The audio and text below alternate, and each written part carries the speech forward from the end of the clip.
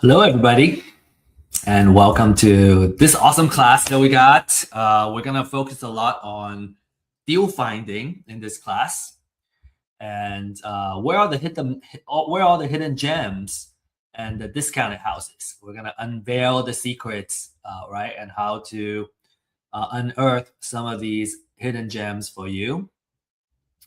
So, without further ado, let's get started. And I want to also take this opportunity to congratulate you for joining us and learn, how you can control your financial future by finding the right deals in real estate investments. In business, we always talk about the different kind of arbitrage, right? Arbitrage means seeing the difference between something and then take advantage of that gap. For example, an example would be, say, I'm buying low, selling high, right? And when I can make money on that gap, that's an arbitrage in the price arbitrage. When it comes to information, there's also information arbitrage, right? By learning and understanding how we can find deals and make the deals happen. We now have a lot more information than those who have not obtained this information, and we can create a lot of value, right? We can make money, profit. We can create something awesome out of this. So that's what our focus is today, is by taking advantage of this information arbitrage and beat our competition and also win some deals. Okay. I think by now, we're all here because we know real estate investment is a very lucrative business. You probably personally know somebody who has invested in real estate in the past years and made a lot of big profits or built a substantial wealth. I personally have met somebody that has acquired close to 100 single-family house portfolio, and she bought it before the COVID era, and now that it's after the COVID, we have seen a huge equity increase in terms of real estate properties, and so because of that, a lot of wealth was built just by holding these cash flowing assets, and we also want to be that. We also want to do the same. So this is a class where we can learn how we can do this. So in just the last 30 days, right? Discounted houses comes from distressed houses, distressed sellers, basically. In the last 30 days, we found over 14,000 of these distressed houses. 49,000 of those are pre-foreclosures. So some of the discounted houses, will come from pre-foreclosures. Actually, quite a lot of the majority of them. This is a gold mine, and we have a class called pre-foreclosure gold mine that you can learn about how to work these leads, right? How you can make a deal and get these deals in the contract and all that using pre-foreclosure leads. So a couple of success stories I want to show you. 64,500 profit on one deal, $85,610 profit in another, and then this one, 88,800 profit. I want to give a caveat here. These are kind of selected success stories, right? Not every deal is gonna be so lucrative, but there is opportunity where you can do that. So the natural question is, how do we find these deals and how do we make money? And in this class, we're going to be going over how you can do that, how you can find great investment deals through distressed houses. So from a course standpoint, right, if you're a new investor looking for information and knowledge, how you can get started, this is the place to go. If you're an experienced investor, right, you've been buying wholesale leads, you want to learn how you can find deals yourself and generate leads for yourself, this is also a really great place you can start. from an exit strategy standpoint, right? Wholesale, fix and flip, buy and hold. And, I always find that being able to turn off distractions and notification really helps me focus. We are in this age of information and attention deficit and information deluge. There's so many things that are fighting for our attention that we're not present most of the time. And I think for an important class like this, with the information that we're going to be sharing, it's very important to reduce all those, right? Remove all those distractions so we can get the most out of it. And you can use the chat to introduce yourself, right? Connect with other folks that are attending this class, and really get the most out of your time here. And attend our other classes too. We have a series of these type of classes geared towards how to get started in real estate investment, how to find deals, and a lot of the step-by-step process of what needs to be done, along with a weekly live stream that we do. And I will share more information about the live stream towards the end of this talk. So don't miss out on those, right? Join the discussion, right? Learn through case studies, and learn through kind of listening, and then start doing the deals yourself. We can walk you every step of the way. Disclaimer, everything we share here is for information and education purposes, and we don't offer investment, financial, or legal advice. And always do your due diligence when you make any investment decision. Some background story about myself. Over the years, I have kind of acquired some skill sets, through just, I guess, being in business. And I think what applies here would be data management, analysis, and maybe a little bit of marketing. My background is in more technical science and engineering. I was always interested in the passive income power of real estate. Through kind of the COVID time, I really experienced, what it's like to hold cash flowing real estate assets and just see the value of the asset go up.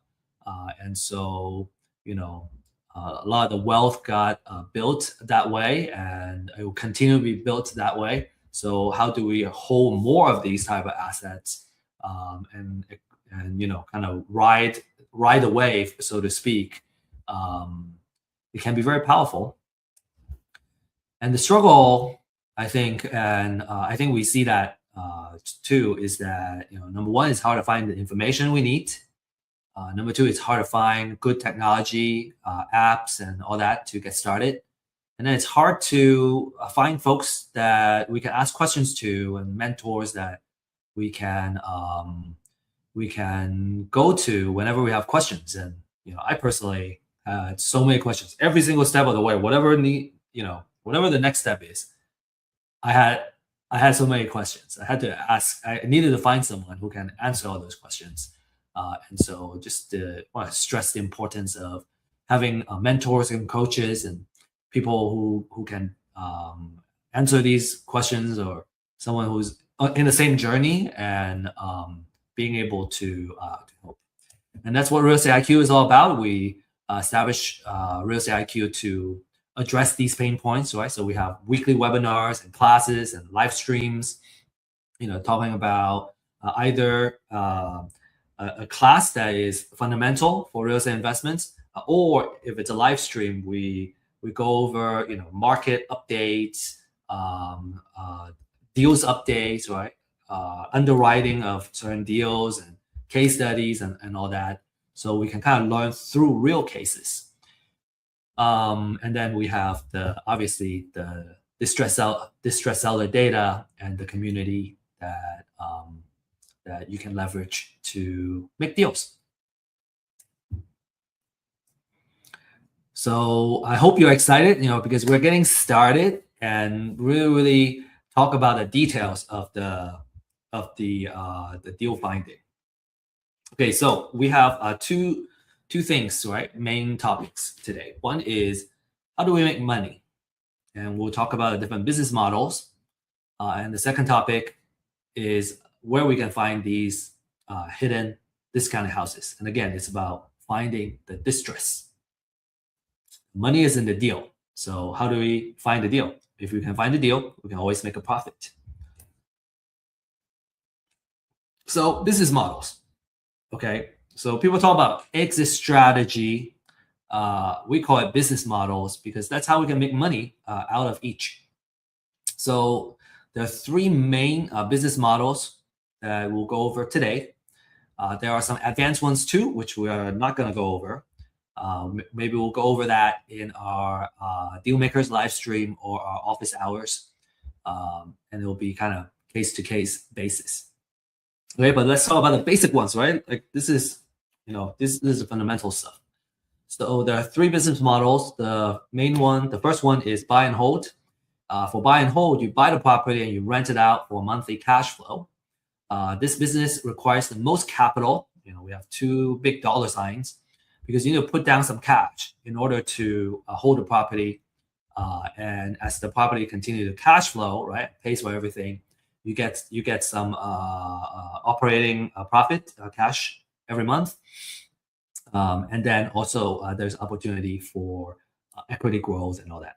Okay, it's buy and hold is a wealth generator, and we'll go over that in detail a little bit down the road. Okay, fix and flip. In fix and flip, you buy a property that's undervalued. Usually either it's it is an ugly house. I think that's a nice way to say it. Either it's an ugly house, something that has a lot of maintenance that has been deferred. Or just something that we want to really upgrade and kind of create that appreciation. And then you sell the finished house to a home buyer, right? A retail home buyer, someone who needs to live in a house that's move-in ready. You provide that. And this requires less personal capital because you can leverage, right? If you get a house in a good deal, you can usually get financing, and there are 100% financing lenders out there that can help you fund the purchase and the repair for the property. So you don't need as much personal capital, but you still need to have some level of skin in the game. And then for wholesale, you buy a undervalued property, and then you don't do anything. You may clean it up, very minimum thing.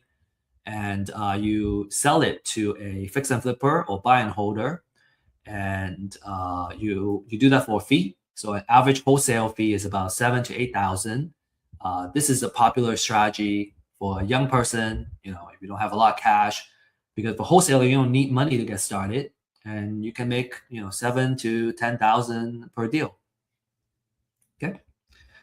And so here we will go over each of the business models, and with the purpose of coming up with a distress offer. So assuming we already got a deal, right? How much do what's the right offer? What's the maximum amount that we can offer? It's called MAO, maximum allowable offer.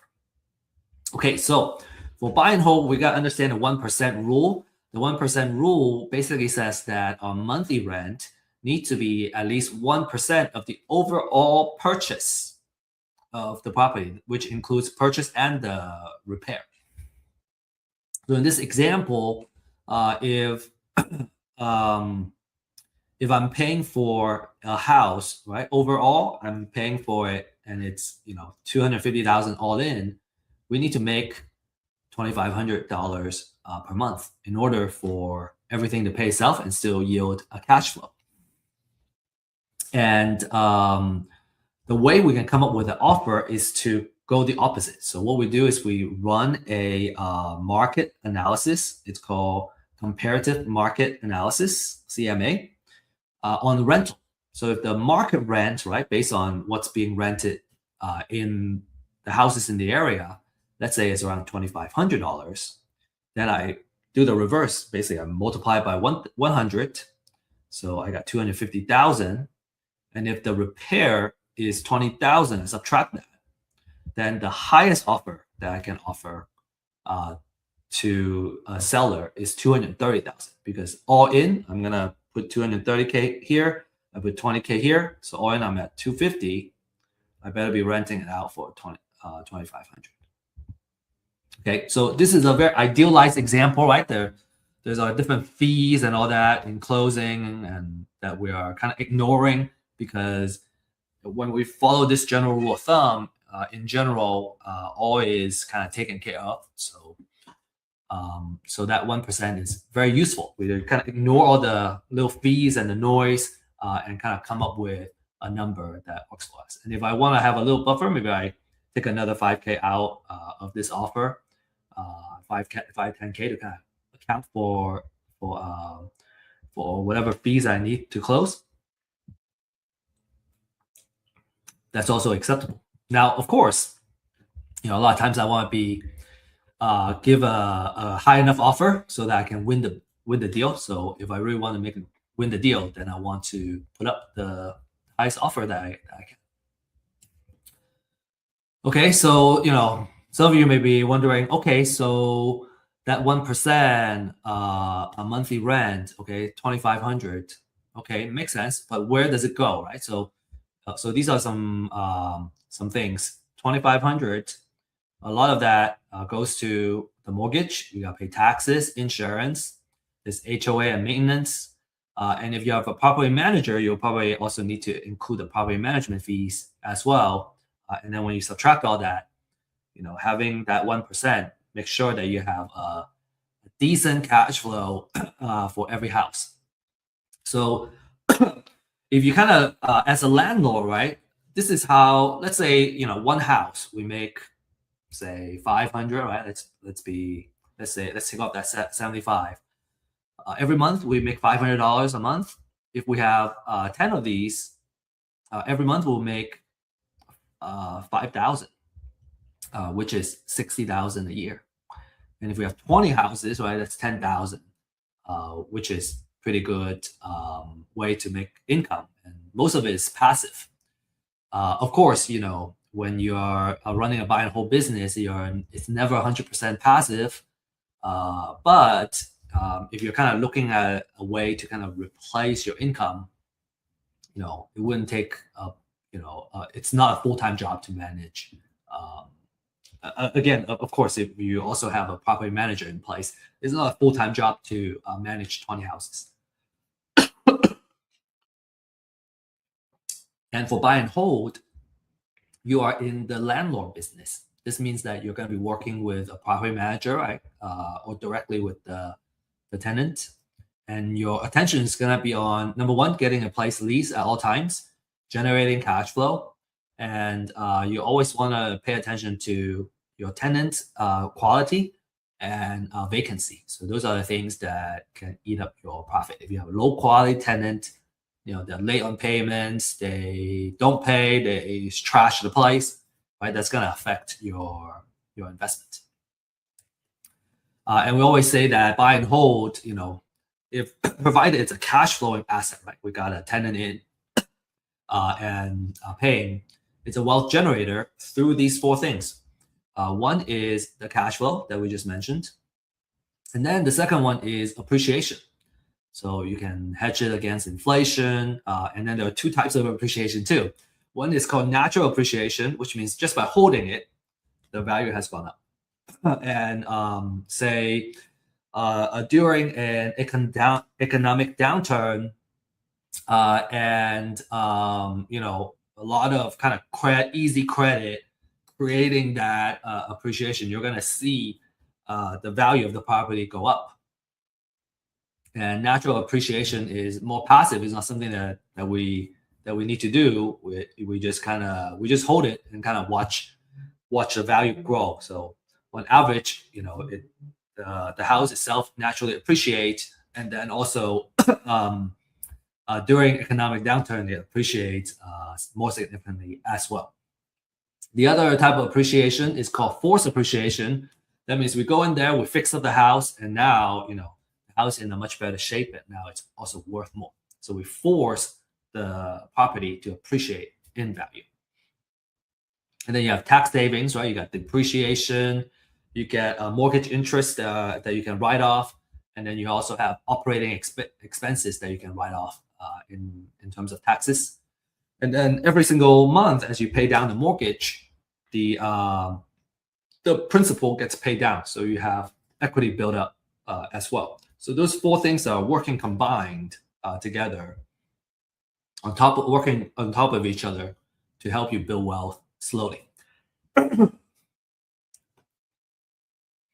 Next, let's talk about fix and flip. For fix and flip, we pay attention to the 70% rule. Okay, so let's talk about how we can apply to it.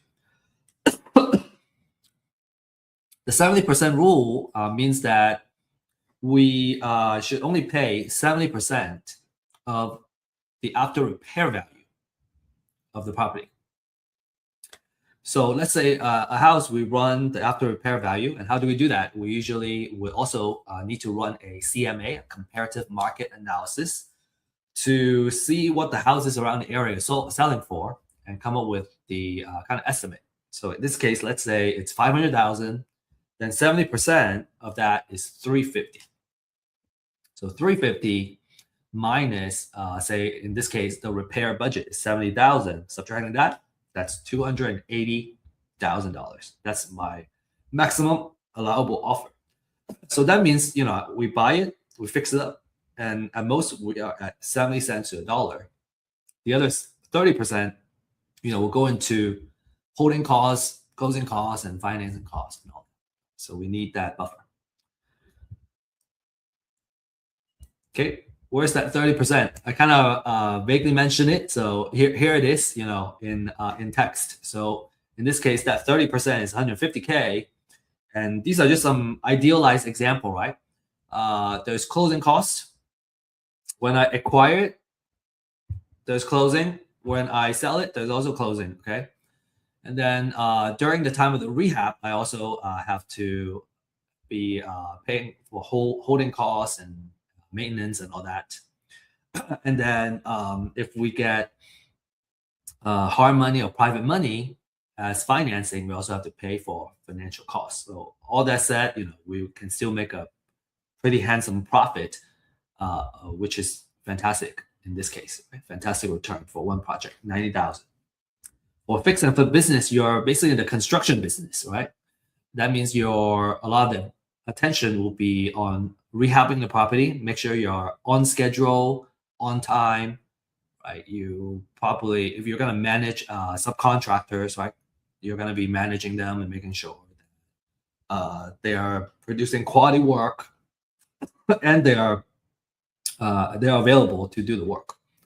So what's going to eat up your profit? It's going to be project delays and overrun because that's going to cost you to say not being able to finish the project and let's say you got extend the loan. Well, you're going to have to pay more for the loan extension and everything for this hard money loan.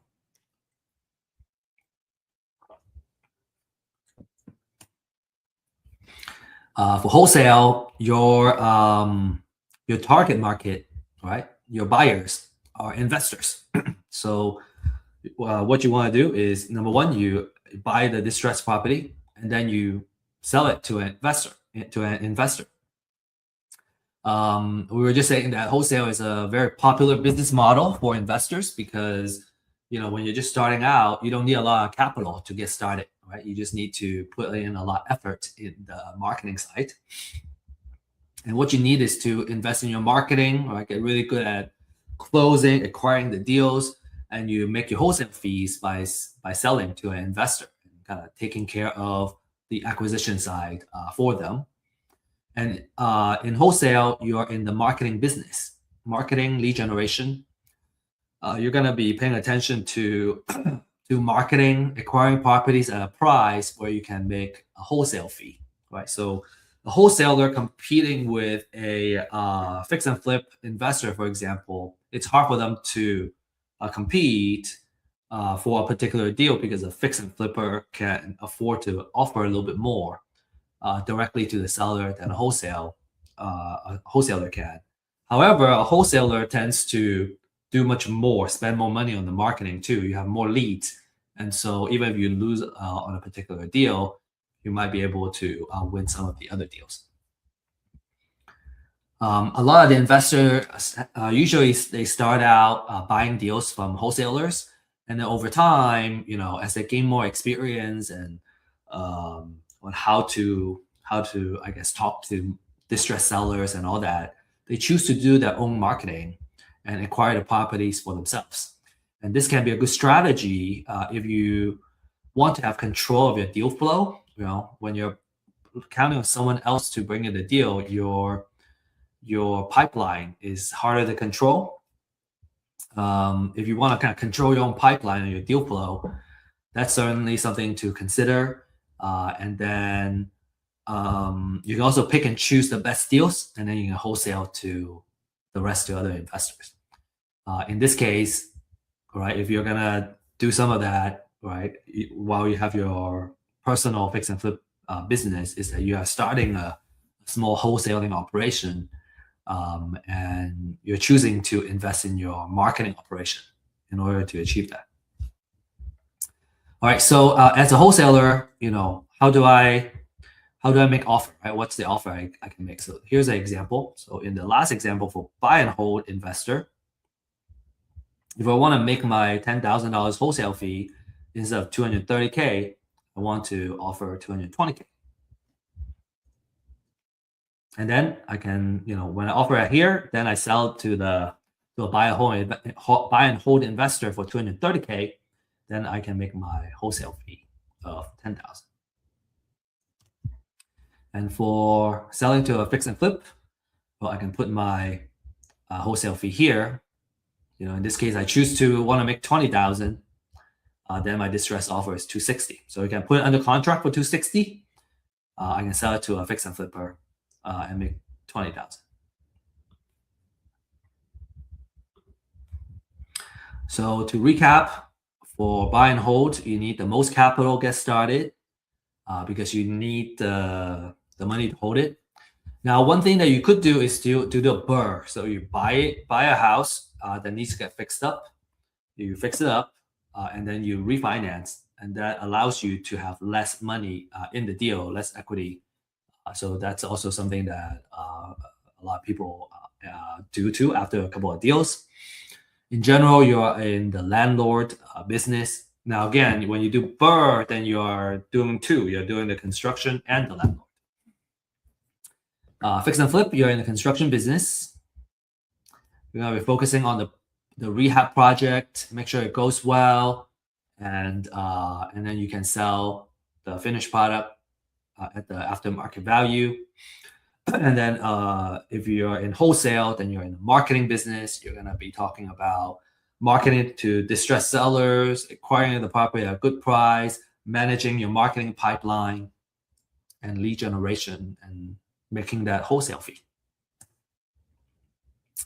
Okay, next, now this is our kind of like keynote topic, right? This is the secrets of finding the distressed houses. That's how you get the discounted houses. This is the most exciting segment. Now, if you're an experienced investor, you know that the money is made when you acquire a deal at a good price. And the secret of acquiring great deals, right, is through distressed sellers. And that's the power of live data. I want to introduce the topic of live data. And live data is basically a signal in life, right? Something that is happening to a person's life. And life is happening every day, right? We live through life. We have our life journey, and there are different phases in our life that changes our lives. So we're kind of looking for that life-changing data, okay? And kind of on a macro level, life happens every day.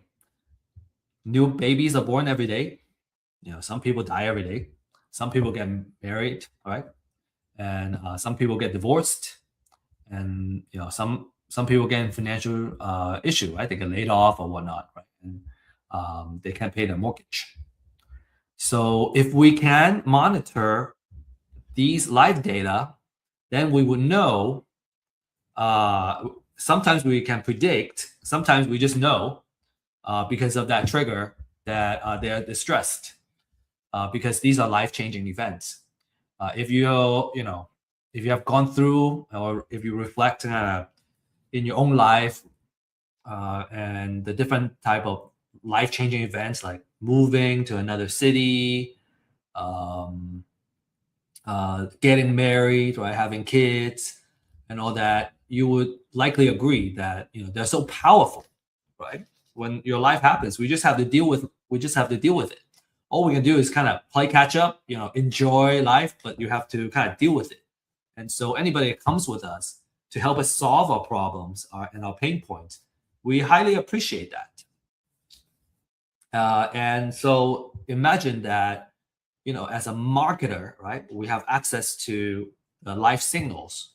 And when somebody, got married, a lot of times they need to upsize, right? If especially if they have kids, they have more people in the family, they got to upsize. When they get divorced, very likely they're going to end up selling the house. When a loved one dies, they're going to inherit the house. Maybe they want to keep the house, maybe they don't.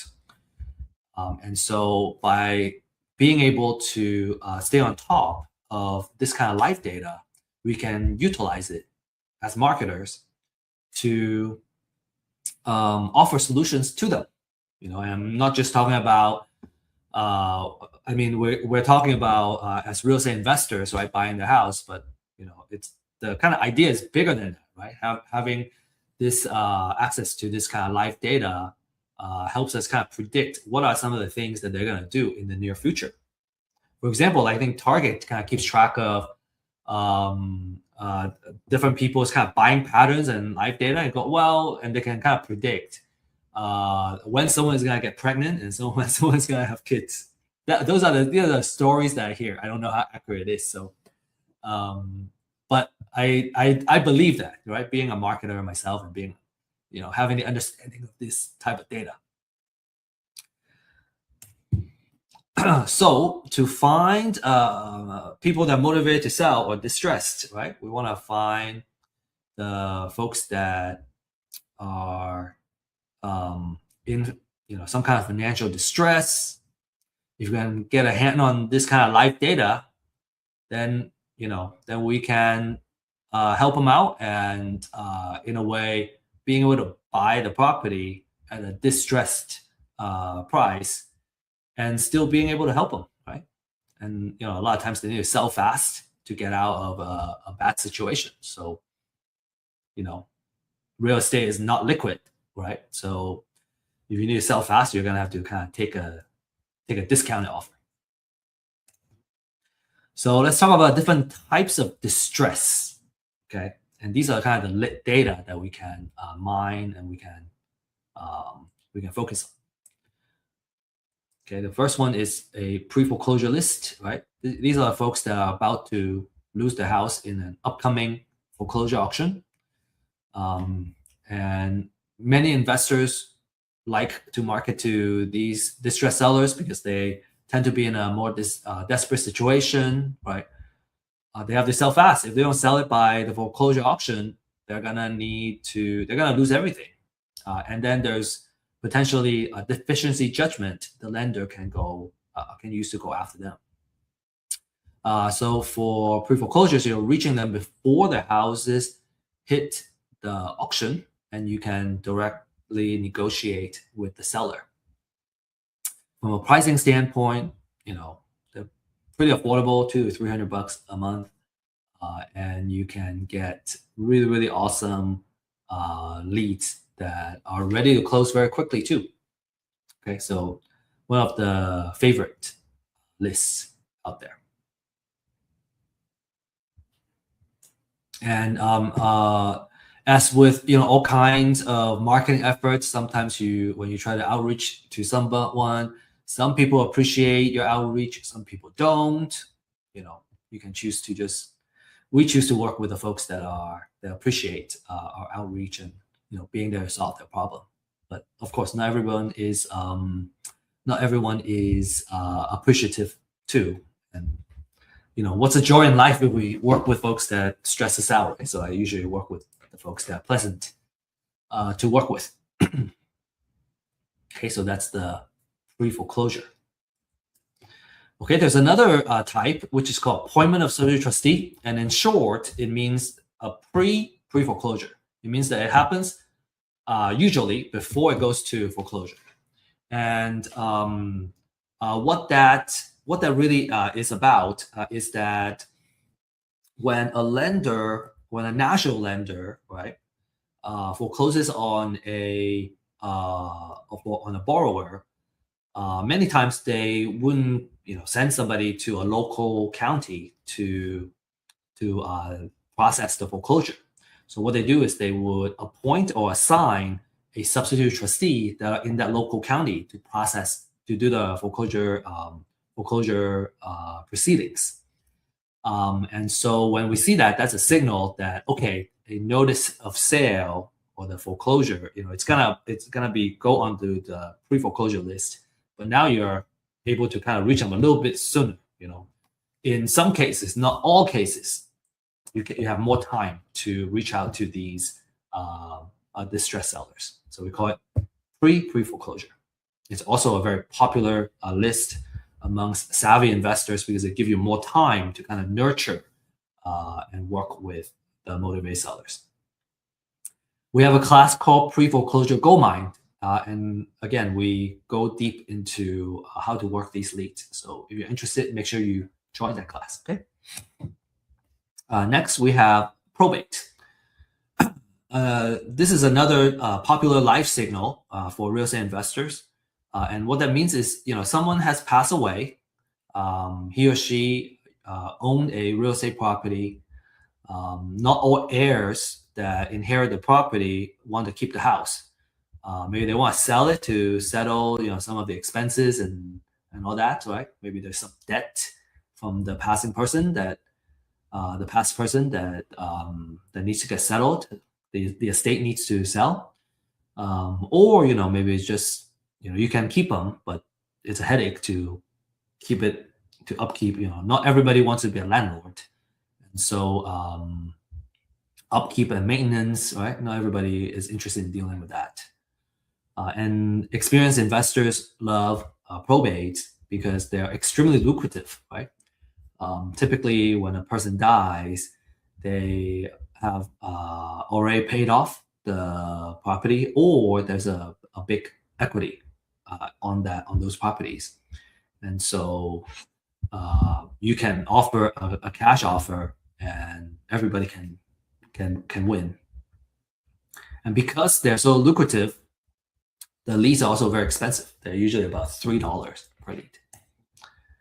Okay, and then another major type is eviction, right? These are tire landlords.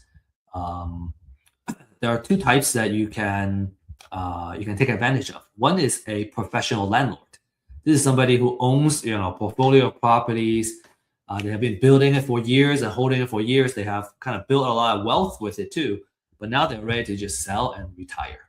And this is a fantastic situation because you get all that, the entire portfolio, and your problem is going to be, okay, how do I sell this portfolio of deals, which is a good problem to have. Maybe we can help you with that too. We have a lot of investors in our community.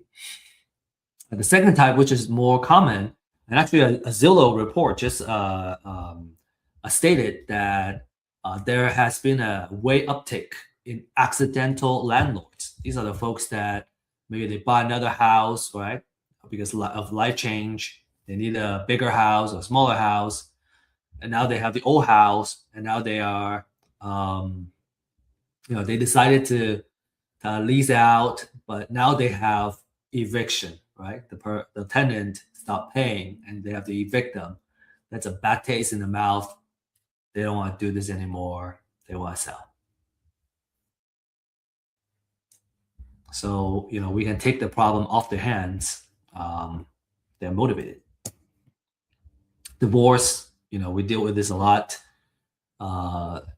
Maybe the court has ordered the seller to sell. Maybe you need to have cash to kind of pay off the ex, And that's also a expensive list, about $3 per lead.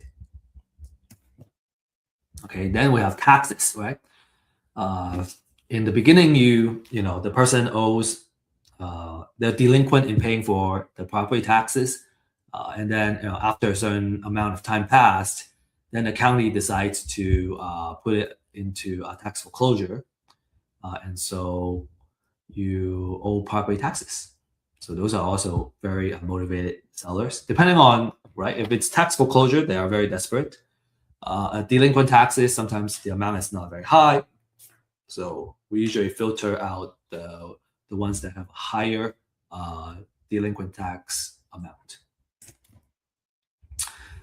Moving on, there are also code violations, right? A couple of ones that we look for are tall grass, exposed roof, or unsafe type of violation. The city has this information, and they have their own codes. A lot of the codes are very similar across different cities.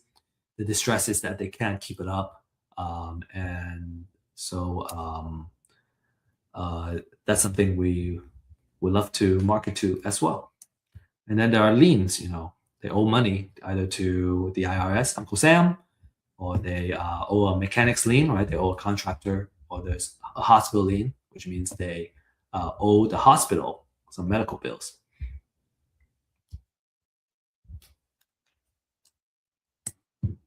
Okay. And an age-old question is, well, do I just do it myself, or do I buy it? And if you know how to mine all this information, right? Get court papers and all that, you can do it yourself. I personally would suggest that if you have the time, you can learn how to do it. But if you're going to operate a business, you don't want to spend the time to do that. Usually, you want to kind of outsource that so you can really focus your time and energy into the outreach, which requires a more kind of personal touch, talking to the distressed sellers and all that. You may want to do it just to learn how it's done, if you have the time, like I said. But when I'm running a business operations, I just don't have time to mine the data myself. It's much easier to buy it from a reliable source. So, but we want to share with you kind of the workflow, right? How do you do it? You go on for pre-foreclosures, you can look this up. Once you get a notice of sale, basically, a lot of the information is on here. Here's another example of the notice of sale. Now, what you have to do is you actually have to kind of aggregate the information. So the notice of sale has some information. You also need to go to the CAT, the County Appraisal District website, to get how many bedroom, bathroom, and the assessed value. And then you also need to look at the deed of trust, right? Get some loan information to get the following. So you get the borrower's information, the bank's information, and address, all that. And then you gotta figure out the financial information. You can mine all that information. So all of this is available. It's just a lot. It's just a lot to do. And so it's much easier to outsource it. It's kind of our conclusion. Okay, probate, you can look up, go to a probate court and look that up. And these are the information. The decedent, is there a real property? Sometimes there's no real estate property there. And then, you can also kind of read the filing and capture all this information. Delinquent taxes, you can pay the county. So, all of this combined takes about 15 to 20 minutes of research per record, especially for the pre-foreclosure and probate. And it's just a lot of leads. I think it's just so much easier to use the data and instead of doing it. But that would just be my suggestion. Anyway, a quality list is gonna tend to have these type of information, and you want to pay attention to the update frequency and all that. The last thing is just kind of want to go over. A lot of folks would kind of look at the equity percentage as a filter. When you have all the information, maybe there's like 1,000 leads. Well, do I market to 1,000 people or do I market to 100 people? And you may have different approaches. Some people prefer to have a more focused list for driving there, door knocking, or doing outreach. And if you want to kind of shrink your list, you tend to kind of look at the address, right? What zip code makes sense for you, the equity percentage, and some people care about if there is already a loan modification or loan type, different kind of loan type in place. So you can kind of create, after you get this list, you can kind of filter it down to your own list, and then you can create a niche that you can dominate in because you specialize in that particular type of distressed sellers. So kind of already talked about that. The most important thing, I think, especially for quick foreclosure, is the freshness, right? The speed to the leads is very important. Okay, so we still have some time, so I want to use this time to share a case study with you. And this is a property that we acquired in Mart, Texas, which is about 20 minutes from Waco in Texas. And the owner owed about $3,500 in mortgage. All right, so he was behind in the payment, and we were able to reach him. He said that the house needed AC fix, septic system, new paint, and we estimated a rehab budget to be about $30 per square feet. He owes $105,000, and it was a price for $365-ish, and he wants $230,000 to $240,000 as an offer. And what was interesting is that this house, it has 20 acres of land attached to it, and the land is in the opportunity zone, which gives favorable tax treatment on capital gains. And so that was kind of intriguing for us. So when we evaluated this, right, we used the 70% rule of thumb, and we decided to offer $215,000. Okay, if I were to wholesale it, I would take $10,000 off of this and try to make $10,000 of wholesale fee. So these are some before photos, right? The gate going in, you got to go in quite a bit, and then there's 20 acres of land, as you can see in here. This is what the kitchen looks like inside. There's a kind of big area. I don't know if I would call it an island, but this area is kind of dividing the kitchen from the rest of the living room. And then we have some photos of the bathrooms, bedrooms. Okay, and then we started, we acquired the property, and then we started improving it. So phase one is called a demo. So we rip everything off. You're gonna see a lot of activities and a big change, right? You're ripping off the carpet, you're ripping off everything. Okay, so that's what these looks like. And then phase two, started working on the outside, and the inside already got ripped off. Everything got ripped out, and we painted the interior. First coat or first two coats of paint. And then in here, you can kind of see like there was a addition that the original owner added here, but it was very low ceiling. It wasn't built to code.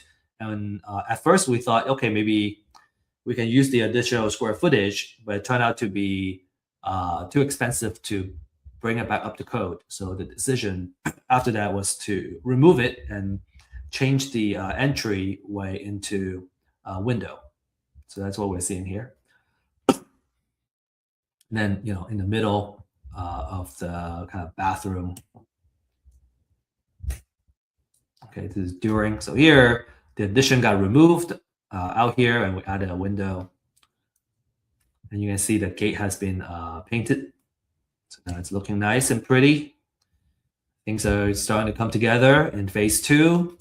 We decided to rebuild the kitchen cabinet, and that increased our rehab cost. But we thought that that makes sense because of the quality of the rehab that we're going to be the price point we're going to be selling it at. Needs to have a nicer kitchen cabinet. Okay, this is the bathroom, kind of almost done. Bedrooms, and then here, this is phase 3. We're almost done here. So you can see we added an island with a sink here, but now the kitchen and kind of the living area is all right. It's much more open, and the entire space is just like it looks huge and very comfortable. You can see the kitchen cabinet. Okay, and here we got countertop installed now. Bathroom, So it's looking like a really, really nice house, especially with the exterior paint on the outside. The kitchen is also looking great. And then here you can see we added some shelves in the kitchen. So, this photo is almost done. A really nice butcher block countertop. These are some photos of the bathroom, also looking really great. So all in all, financial wise, we leverage hard money and private money to acquire the property, and kind of next step is either sell it at 500K or refi. And I think kind of now what we're looking at is, what if we sell the house with 3-4 acres of land, and then we keep the rest of the acreage, and because of the opportunities zone, and do more out of it. Okay, so I hope that's an exciting case study here for you. Just kind of the whole way, right? Not just how to find deals, but what we decided to do. I always find these kind of transformation really, really interesting. So I hope you enjoyed it too. So to recap, we talk about how you can make money in each of the main business models, right? Buy and hold, fix and flip, wholesale. The different types of distressed sellers that you can reach out to and where to find them. We also went through a case study of like kind of how exactly we found that distressed seller, the type of distressed seller it was, and then acquiring the house and actually, improving on the house. So, by now you're probably asking, okay, how do I get started?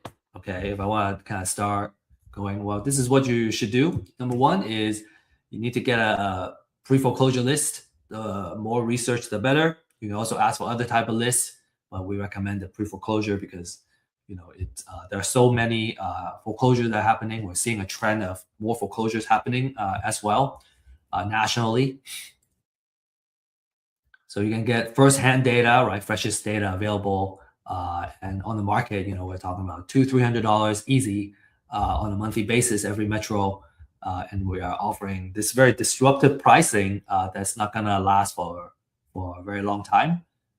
And so you can scan this QR code to schedule a time and sign up for it. But the data is not enough. You kind of need someone who can walk you through what needs to be done. So you want to find a mentor, coach.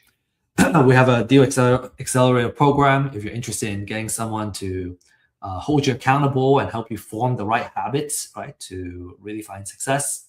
And there are also other coaching programs that we will recommend as well. And then when it comes to houses that we're about to acquire and we need to do more due diligence, a title search may make sense. We also offer this title search as well. Between 40 to 75 per property, depending on how many properties you have. Okay, so a lot of successful clients, right? Jordan got 2 deals in his first month, and this is a really cool way to kind of demonstrate, right? The deals. First deal he made 55,000, second deal 5,000, but I would be happy with 5,000 on the deal too.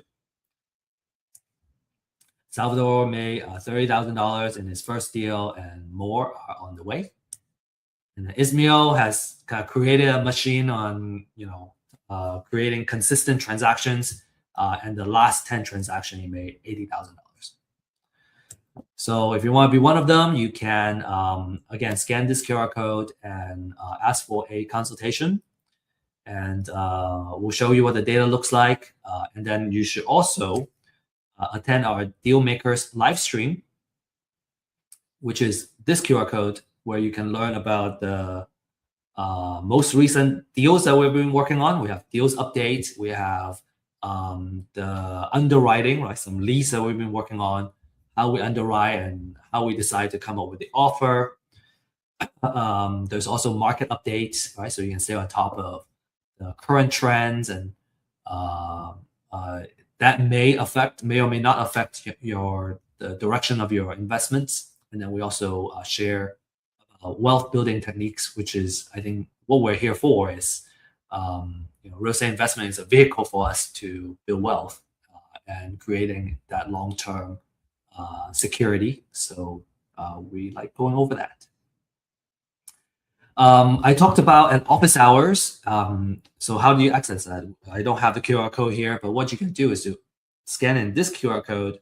It will take you to our website, and then you under event, you can you'll be able to find the link to not just this live stream, but also the office hours and our open house. So we got a slew of events that we have created and we're bringing to you on a weekly basis. So join the community and introduce yourself if you like, and come learn and come share also.